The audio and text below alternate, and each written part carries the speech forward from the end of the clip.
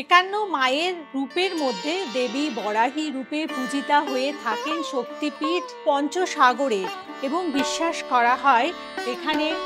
দেবীর নিম্ন দন্তপাটি পতিত হয়েছিল। দেবীর ভৈরব হচ্ছেন মহারুদ্র এবং এই যে রূপ, এই রূপের পুজো আপনারা দেখতে পারবেন মধ্যমগ্রাম সারদা পল্লীতে একান্ন কালীবাড়ি মন্দির এবং জয়শ্রী ঠাকুর রামকৃষ্ণ সেবাশ্রমে, যেখানে মায়ের এই বরাহী রূপের সাথে আরও অন্যান্য একান্ন রূপের নিত্য পুজো হয়ে থাকে এবং সেই পুজো দর্শন করতে হলে বা মায়ের জাগ্রত রূপ দর্শন করতে হলে আপনাদের প্রত্যেককে পৌঁছে যেতে হবে একান্ন কালীবাড়ি মন্দির এবং জয়শ্রী ঠাকুর রামকৃষ্ণ সেবাশ্রমে সপ্তাহের যে কোনো দিনে সকাল 10টা থেকে দুপুর 2টোর মধ্যে বা বিকেল 5টা থেকে 8টার মধ্যে। আর তাছাড়াও মায়ের এই রূপের